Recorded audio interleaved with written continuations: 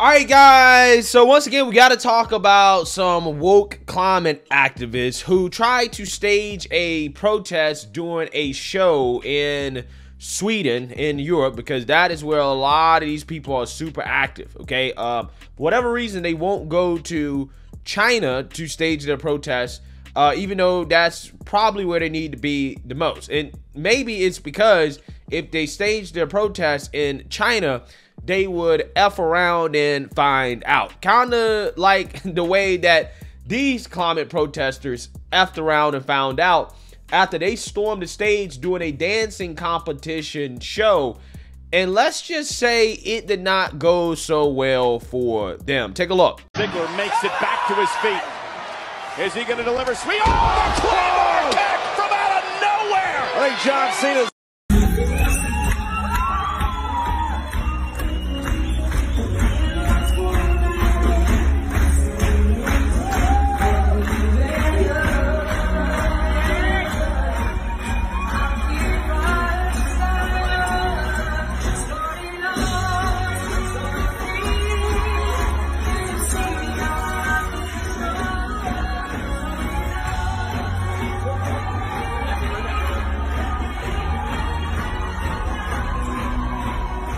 Yeah, so I used to play Halo a lot growing up, and we would call that a double kill, right?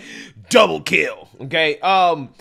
That's what happened there. As a base cameraman decided to take out the climate protesters who stormed the stage during this dancing competition, okay? And I don't blame the guy, because just like him, I'm fed up with seeing these woke extremists disrupt society, cause chaos, and vandalize property, commit acts of domestic terrorism. That's the way that I would categorize it, in the name of their woke climate religion. Okay, I mean, these people are extremists, and we're not talking about left-wing extremism enough, because it seems to me that not only is it the biggest domestic terror threat in the United States, it may also be one of the biggest domestic terror threats in Europe. I'm just saying, again, I don't know how many times I have to show you guys. Most of the acts of violence domestically, when we're talking about politics, it comes from the left, okay? The FBI seems to be worried about so-called white supremacy, okay? But most of the time, when there's a white supremacist attack, it seems to be a false flag, okay? Or something like that.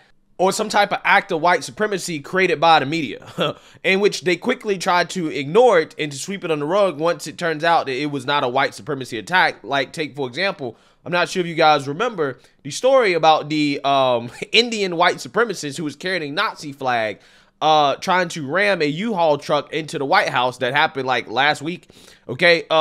You know, usually in a situation like that, Nazi flag, okay, alleged white supremacist, the media would still be talking about it, okay? Because again, this is more proof of the dangers of white supremacy. However, come to find out, this man, not only, again, is not white, he's allegedly Indian, okay? And also, he allegedly is not a lawful resident of the United States or a citizen.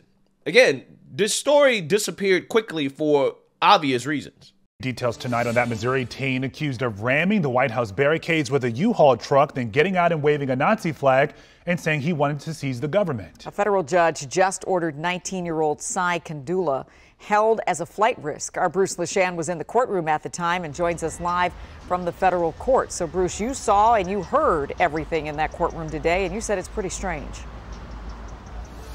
Yeah, I'll tell you what, Leslie, this case just continues to get stranger. Prosecutors say Kandula, who graduated last year from a high school in Missouri, is neither a U.S. citizen nor a lawful permanent resident. They didn't say where exactly he is a citizen of. But that situation, along with his alleged threats and this crime of violence, was enough for the judge here to order him held. Kandula allegedly rammed a White House barricade with a rented U-Haul, sending pedestrians on the sidewalk running for cover. Then the Secret Service says he backed up and did it again. Investigators say he waved a Nazi flag, expressed admiration for Hitler and eugenics, and said he was willing to kill the president to seize the government. outlining details of a 6-month plot in a green notebook. The Secret Service said it planned to charge him with threatening to kill the president. But in court, prosecutors are still only charging him with one count of depredation of government property, the barricade he allegedly rammed, a charge that could earn him 10 years in prison. Seemingly alert and coherent, Kandula looked around the courtroom and talked intently with his federal public defender. But she says he can't see much. She says the Secret Service took his glasses. FBI agents searched his suburban St. Louis home.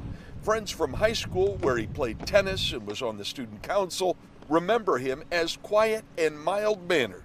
The alleged attack on the White House, a complete surprise. Now, there have been lots of questions about Kandula's mental health, but neither the prosecutor nor his public defender said anything in the courtroom here today about getting him evaluated. Leslie and Zoe, back to you guys. Yeah, we'll see if anything comes of that part of this journey as well. Bruce, thank you. Yeah, so again, talk about strange stories that you're never going to hear about again. We also have another strange story about activists. Again, you know, in my opinion, you know, these people out here committing acts of domestic terrorism. And boy, oh boy, this is a nasty one, right?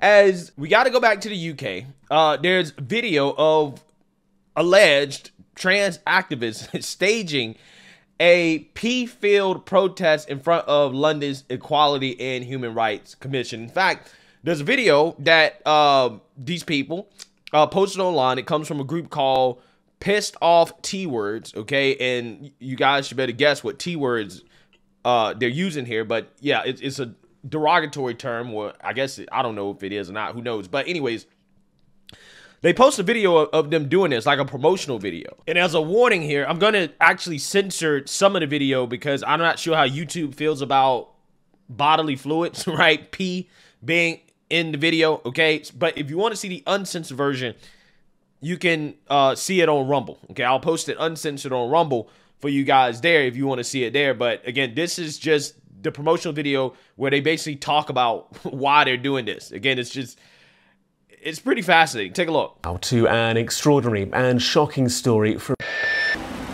So, when the Secretary of State asked you about biological sex, what definition did you use? Well, what we've done is the fact there's a definitional issue. So I think the discussions that we've had have been on the basis that sex recorded at birth is a proxy of biological sex, and that's the position we've set out for existing guidance. They told us we were girls, and we talked just look and cry. They told us we were girls, so we claimed our female lives. Now they tell us we are girls, our femininity doesn't fit. We're fucking future girls, living outside society.